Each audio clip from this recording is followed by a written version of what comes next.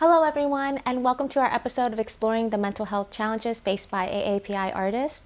I'm your host, Phan, and we're so thrilled to have you here today. This episode is made possible by AAMI in partnership with Asian Media Network. AAMI stands for AAPI Artists for Mental Illness, a 501c3 nonprofit organization based in Los Angeles, California. As CEO and founder of AAMI, I am proud to say that my organization aims to promote mental wellness with the AAPI community through the arts. Through our work, we aim to challenge the stigma and silence surrounding mental health issues in the AAPI community and to provide resources and support for those who are struggling. We believe that by empowering artists to share their stories and perspective on mental health, we can create a more inclusive and compassionate society that values mental wellness for all. Before we dive deeper to our discussion, we would like to extend a special thank you for our sponsor, Synergy Health BH. Their beautiful studios located in Beverly Hills, California, provides the perfect setting for our conversation today. Synergy Health BH specializes in empowering recovery for those struggling with substance abuse and other behaviors that hinders personal growth. Their unique approach includes 12 months of ongoing monitoring, offering the best chance for long-term recovery.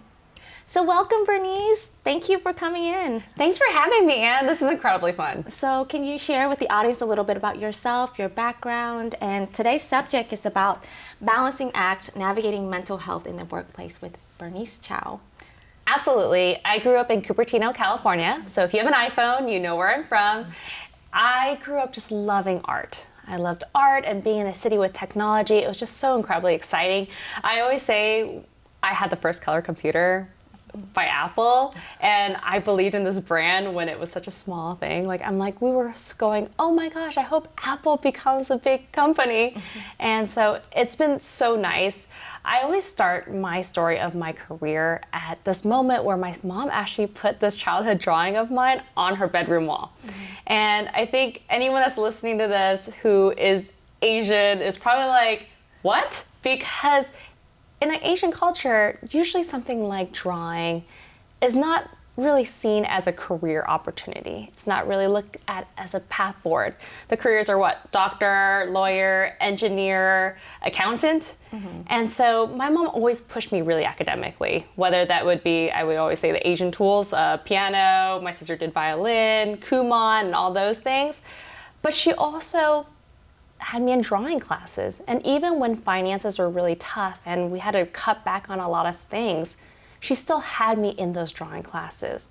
And so she never really said this to me directly, but the idea that she supported something that I truly loved and championed, it gave me a lot of self-confidence to be like, maybe I can do something with this. Maybe there is a future here. And I was really fortunate. My sister is actually 10 years older. There's actually only two of us. There was a big gap.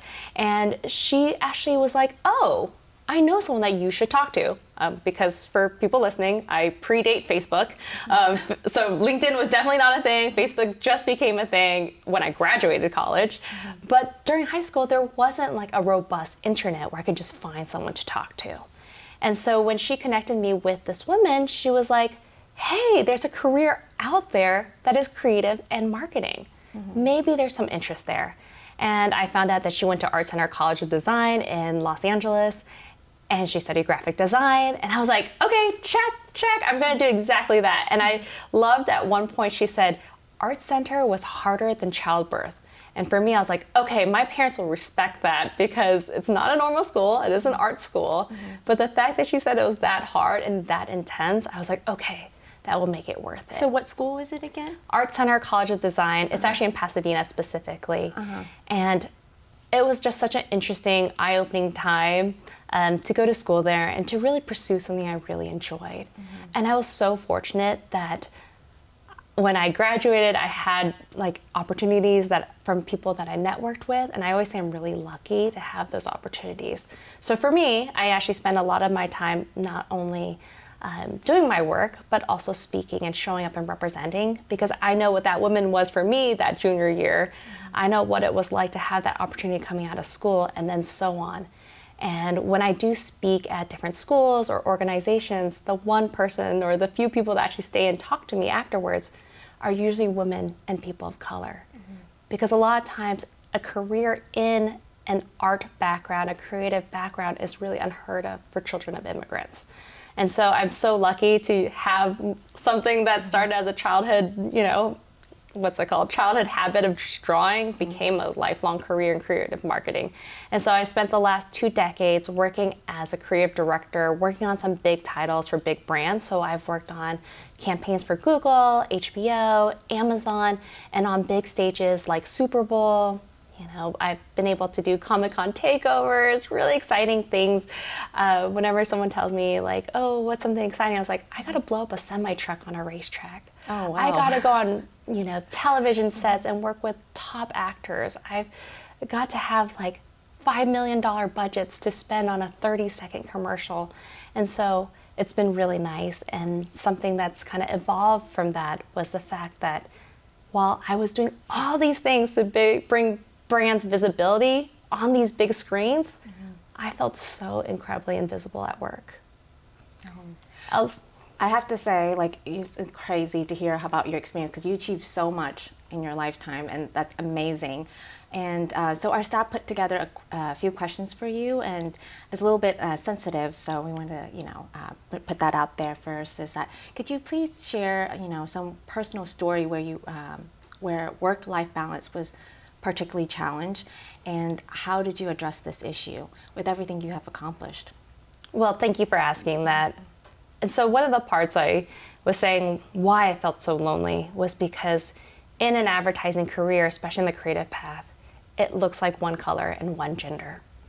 And so in these spaces, I am a lot of times the only female, the only person of color, the only Asian, and now mother. And that leaves me being one of one. And so what happens is you don't feel as heard, right? Or you feel a little bit more pushed to the side. And a lot of that could even come out from microaggressions in the workplace.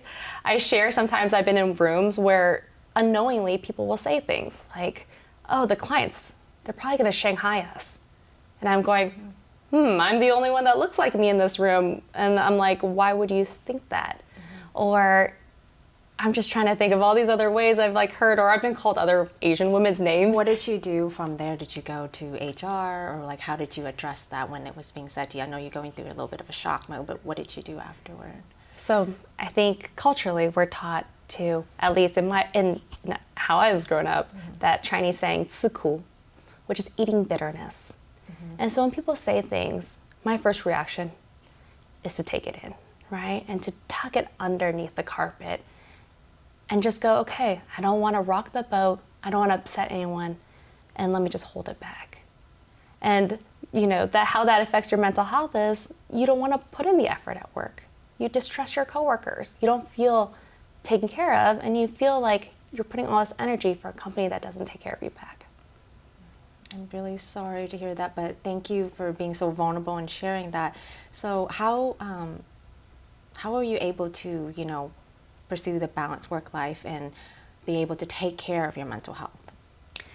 Balance is a tricky word. I like to always say it's work-life integration because at least it's so hard. I don't think there's ever a perfect balance, and when you focus on that, I think you'll be a little disappointed because there's so many things in your life that there's only many hours in the day. Yeah, and there's only so many elements you can actually control, right? Whether that's your work, your children, people around you.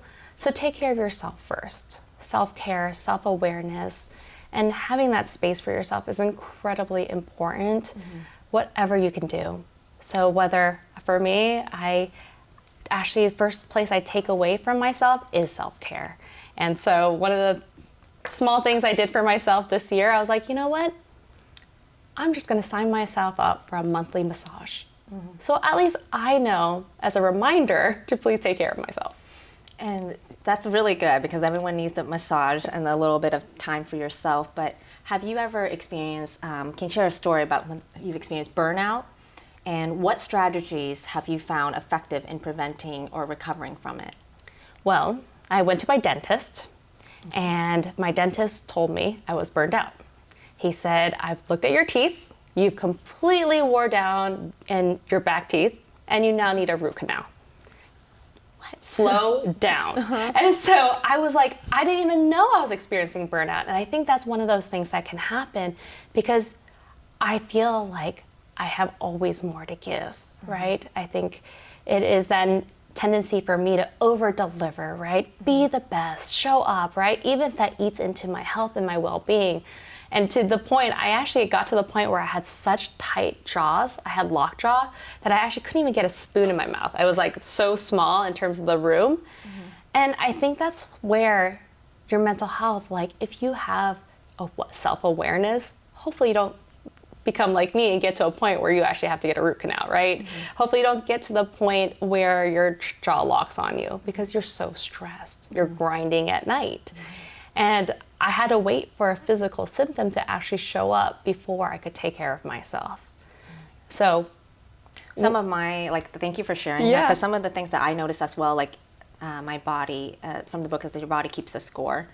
I had a major anxiety attack, and to the point where I noticed that I have started to hyperventilate a lot. Just going down the stairs, I started hyperventilating out of nowhere, and I think subconsciously I was worrying about work, even though I was at home and it was on a Saturday.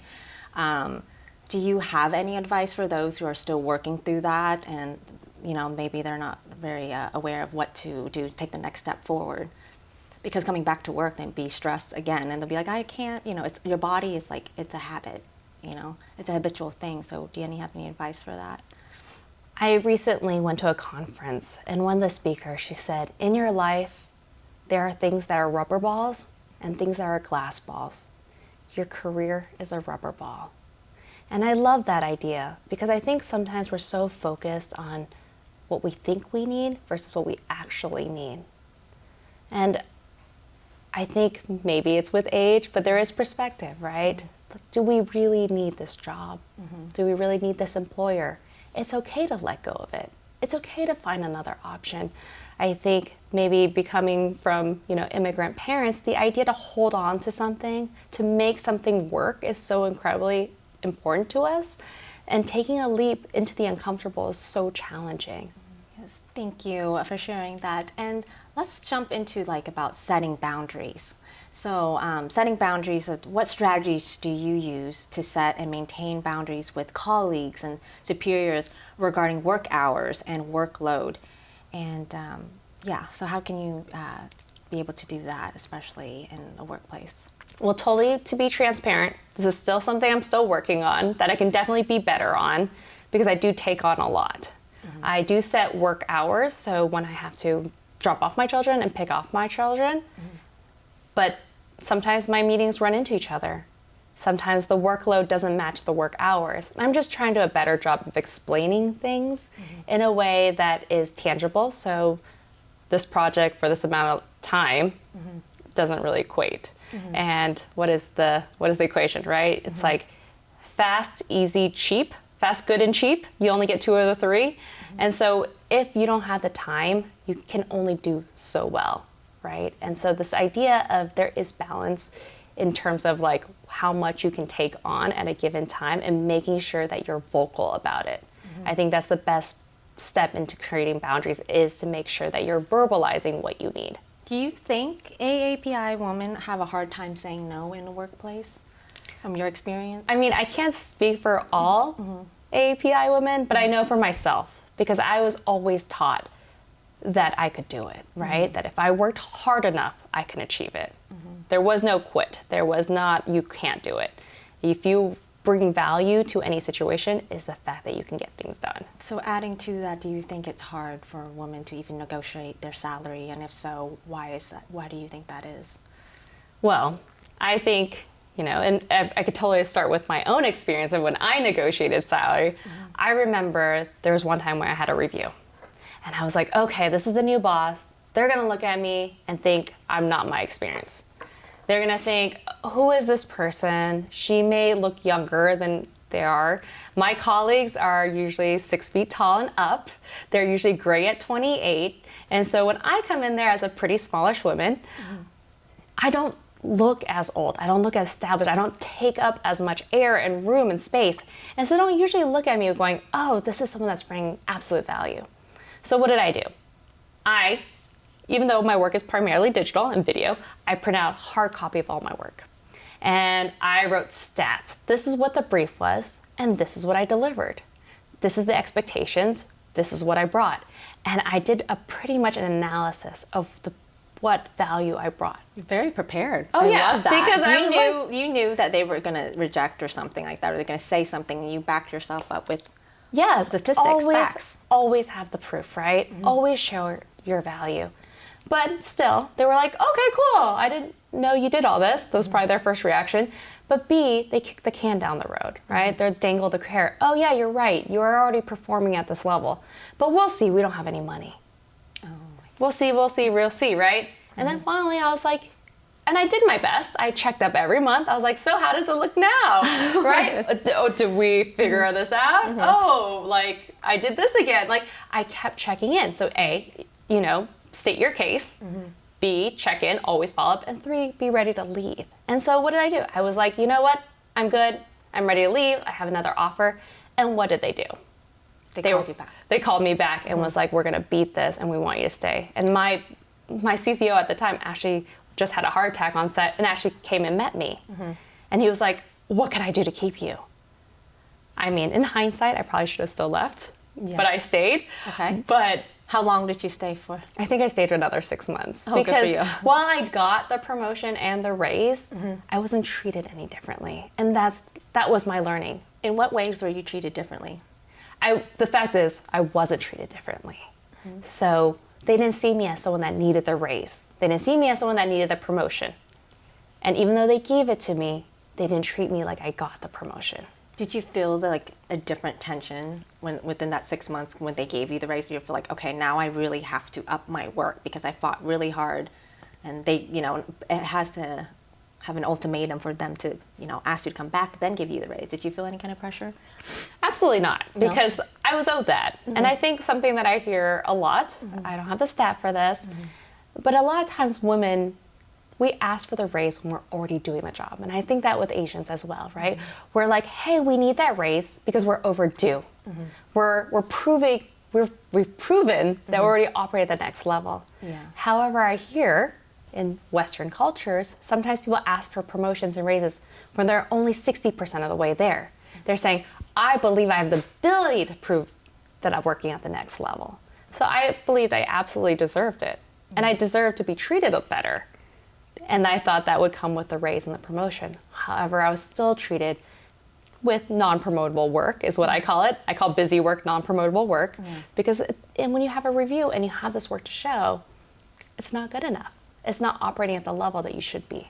Yeah. So I'm curious, what happened after that 6 months? I'm like very curious. So what happened? Did you apply for a different job? Did they reach back out to you? Like what happened? I mean, I ended up finding another job. I realized my situation wasn't at that point where I was like, okay. I just realized that it was time to go. Yeah. And so I just found another job. And I moved on to another agency, and I was there for the next 4 years. Yeah. So with that being said, so what organizational policies do you think are essential to support a healthy work-life balance for AAPI women? And how can companies better recognize and mitigate the risk of overwork, particularly the AAPI employees? I mean, there's so many different things to really dig in there. First, you need people at the organizational level that understands, right? If everyone on your top, at the top, looks the same, has the same perspective, has the same life story, they're not going to understand the cultural nuances that someone from an Eastern culture is bringing into the room. So for instance, I always say experiences I have. For instance, I didn't know I was supposed to go in a room and just say the first thing off the top of my mind. I was always taught to curate my thoughts, to make sure my thoughts sounded smart. And because of that, I held back a lot. So when we're in these big brainstorm rooms and everyone's saying thoughts and most of them are terrible, I think I'm being safe by not saying anything. However, it's quite the opposite. They're saying, hey, Bernice has nothing smart to say. She's bringing nothing to this table. Maybe she'll be better as a note taker. Or worse yet, let's not invite her back. And so I say this comes with a cultural understanding, because I go to whenever I speak, I talk about, hey, the Asian in your room probably doesn't even feel like they belong there. And there's a stat by USA Today that says 84% of Asian American men and 80% of Asian American women, the highest of any ethnicity and intersectionality, fundamentally feel like they don't belong in the workplace. That's a lot of people who feel crazy. like they have no place in their work. And so as an organizational level, first thing is having that cultural understanding. What's our background? How are we raised? We were raised with the 3 H's: hierarchy, harmony, and humility. And so because of that, we don't boast about our winnings or awards or value, because we're humble, right? And we also respect hierarchy. So we're not usually talking back to the boss and going, no, that idea doesn't make sense. And so to know that, hey, that Asian on your team isn't because they have nothing to say. They're not quiet because they are not confident in presenting. They were taught that was respect. So that's very well said, and I think it's so hard, and I want to say thank you so much for speaking up for the AFAI women and men in the workplace. So I wanted to share a little bit about your amazing book called The Visibility Mindset. But before we get to that, we want to thank to Synergy Health BH, Synergy Health Recovery, for allowing us to film this beautiful luxury building. So Bernice, tell me about the Visibility Mindset book that you've written. Absolutely. It's really about how Asian Americans can navigate their cultural struggles and by navigating their cultural struggles, really show up in the workplace so that they get the careers and the opportunity they really want and deserve. So tell us, when did you create this book and why? It was released last year, November of 2022, and I actually didn't have the foresight to actually write this. I started a nonprofit in 2021 called Asians in Advertising. It's now a global 501c3 with over 5,000 individuals who joined, which is really incredible for just a short time. But shortly after we created, about 7 months later, a publisher actually reached out to me, Wiley Publishing. Thank you, Wiley. And they were like, have you ever thought about writing a book? Because there isn't a book out there that addresses the career struggles that Asians face in their career. And first thing, I was like, how is that possible? We've been in this country forever. My parents worked in this country. How has there never been a conversation to address this? And when I looked it up, I was actually really surprised to see that there hasn't been discussion. And I actually sent it to my nonprofit co-founder, Jessalyn Lamb. I sent her the email. And the first thing she said to me, she's like, obviously this is fake. We're obviously getting catfished. And I think that's so funny because it's a real book now. But when we had the conversation with them, it was so wonderful to see an Asian American woman on the other side as our acquisitions editor. And she just really wanted to create materials out there that she wished she had. And I say, and my co-founder and my co-author would say, this is what we wish we had. Because coming up in your career and not being seen, not being recognized is really hard. You feel like you are invisible, you feel like you're alone, and that you're not enough. So I hope with anybody reading this, whether you're Asian or not, you're just someone that wants to be seen in your career, you just want to help your Asian allies, it's just a good book to really show what you can do and kind of the stats behind it. Oftentimes, this community, the biggest stereotype is the model minority. The fact that this community is fine. We're fine, we're well educated, we're well earning. However, the stats actually don't match up to that. And usually people are really shocked when I say Harvard Business Review actually says Asian Americans are least likely to be managers. Oh, that just hurts my heart. That's a really interesting, I want to get into the book a little bit more. You quoted this, and it says, my relationship with my husband, family, and my friends suffered due to how anxious I was. When I did spend time with loved ones, I was never in the moment, and being that I was thinking about my projects, I wasn't sleeping and wasn't exercising, so my self-confidence was dropping as well. It turned out that my side project was actually being a huge thorn in my life. It finally dawned on me that I was asked by my team to do even more because they felt I wasn't doing enough. And by being hardworking and never pushing back, I actually set expectation with my team that I should be able to handle more. So can you tell a little bit about that? I think a lot of us can relate to it. Personally for me, this hurts me a lot because I have family back in Arkansas and I'm like in California. So I'm always anxious. Moving to California was like completely different planet, not even a different state. So tell us a little bit about that in this book and if whatever you would like to share to our audience. No, thank you for mentioning that. It's really hard. Anxiety is really hard. And the fact that you can be asked to do more and more and just keep taking.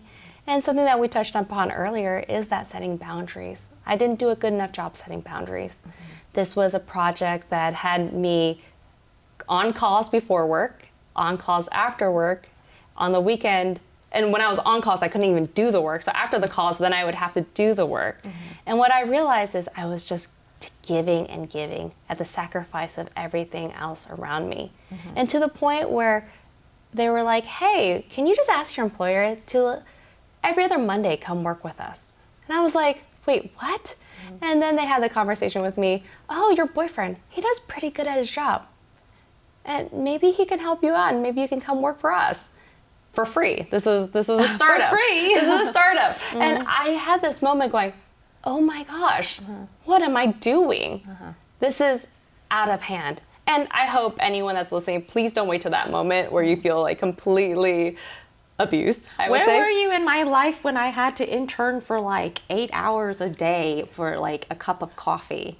Like I had to intern for like years and years in my undergraduate year because I didn't have any experience, so I understand that. But even when like a little bit later on, they're like, we're gonna pay you. And I'm like, I'm getting paid? But it's the experience. Like I felt bad. Yes. And I'm like, my family was like, heck yeah, like you should take that paycheck. And I was like, but I feel bad. I'm like, they're so nice to me. It's definitely a trauma. And there's a quote that you put, saying no more often can free yourself from obligations that don't benefit you. Midway in my career, I was at an agency where anytime I was giving a project that would have been given to someone lower than my position. As an Asian person, I was always taught that tasks that were assigned by your employer were non-negotiable, and I would agree to do it. They were often time-consuming and menial. Yeah. Yes. And what I actually found out was people were coming to me because they knew I would say yes. So even if the project managers were my friends, I was the person of least resistance. My coworkers, who were usually not Asian, would actually say, no, this is not worth my time. And instead of rebutting that, they would go to me because I was an easier sell. And I also think, had I said no, maybe they would have pushed back on me. Wait, I'm sorry to interrupt you, but you said they were your friends as well, so that was a little hard for personal and business. Absolutely. So how do you give anyone advice that's going through that? It's like, you're my friend, but also personal. I mean, truthfully, I actually never addressed it because I didn't know about this till later. Okay. Until after I left. I was like, wait, what? We were buddies and you went to me? Probably because you were like, cool, she's my friend, she would do this. But how does that look in my career, right? If I am too busy doing menial tasks, I'm not freed up for big opportunities. When they go, okay, we have this great, nice, big, juicy project. Oh, she's too busy. Her bandwidth doesn't allow this. And I didn't realize by saying no, I actually opened myself for better opportunities. So tell me a little bit about the priority pillars worksheet. You said here that it helps to determine what aspects in life that you want to focus on. And so tell me a little bit about that. Is there anything like you wanted to share like regarding to categories or worksheets that can help the readers? Yeah, so in the book, we try to make it really accessible so that you can get as much as you need from it or as little as you need. I say that as well. I would say you can skip forward, find different chapters that really make sense to you and that you really want to plus up. But we have not only like worksheets in there, we have takeaway questions, things to like really bring back. And then at the very end, we actually make it so you can actually implement all the different chapters into your life. So that, you can find the places where you need a little bit more give. And the worksheet that you're mentioning specifically actually re-examines how you currently prioritize your time. So I can't remember the exact categories off the top of my head, but it's like family, work, right? It's like, how much are you spending in this category? And is that how much you want to be giving? And when I did this worksheet, it was like everything was super high and then self-care was super low. And so it is really good to have that self-awareness and that reflection of, how are you balancing your life or how you're integrating I really like that. this book. It's like self-help. It's exactly, it should be. And healthy living, as you mentioned, helps you function at a peak performance. So you said here that leaders who have workplace boundaries will set a good example for others, and I think that you are a great leader. Before we get to the last question, we want to ask you, do you have anything like funny, memorable stories that you want to share, whether it's work or you also, you said a mother of 2 kids. Yeah. When I look at you, you look very young. Asians don't raisin. So I said, kids can't have kids. What? So I was looking at you. Thank you so much. I appreciate that. So do you have anything that you want to share to our viewers? Kids are wonderful. They're very hard work. We talked about this before. Yeah. I was like, I don't ever regret them. They're completely lovely, and it's so nice to see the world from their eyes. And I was on this other panel where I spoke, and one of the questions that I was asked in the crowd was, what kind of legacy would you leave behind? And it took me a moment to think about that, and I said to myself, there's not something I selfishly want for myself. There's not like a goal or a thing that I'm really attaining to. But when I look at my kids, and my son is 4 and my daughter's 2, I just want them to grow up in a world where they don't have the same struggles as I did. It's really heartbreaking when I talk to my mom about her career, because my mom was like, why do you need this book, right? Wait, you had struggles in your workplace? And I was like telling my mom about my struggles, and she was like, me too. And I was like, wait, why didn't we ever have this conversation? But my hope is that my child or my children never have that conversation. They feel like they fundamentally can belong where they're at. And I really like that you put this in chapter 6, when you prioritizing mental health and self-care. The quote from Sarah Porter is just, be present with the moment, be present with your needs, show kindness, your self-kindness and grace. Tune out the external world and tune in on how you're doing and feeling. You have to create space and cultivate kindness towards yourself in order to do the same for others. And I feel like you are living by that truth. The time and effort you made to come here, we're so thankful.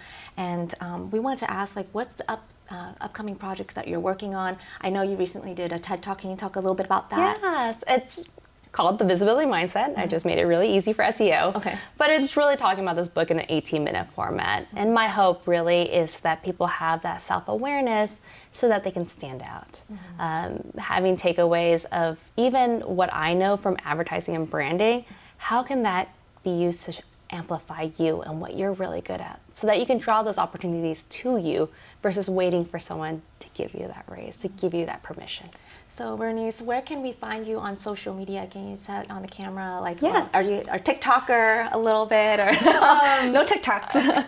It's really hard to balance a lot of social media. So you can find me on LinkedIn. I'm pretty active there. My Instagram is Hello Bernice, and if you want to learn about the organization, it's agensinadvertising.com, and my personal website is bernicechao.com. And feel free to reach out to me. And where can we find this book? It's actually in a lot of different places. It is on Amazon if that's most convenient, but it's also at a lot of local AAPI-owned bookstores. So if you can go to a bookshop, that's a great place to see it. If you want to visit the website at visibilitymindset.com, we actually have a list of all the vendors, and I'm happy to give you local-owned recommendations. It is so wonderful to support our community. So thank you again, Bernice, and to our viewers, thank you so much for tuning in and watching. Stay informed, stay engaged, and take care of your mental well-being. Thank you. Thank you.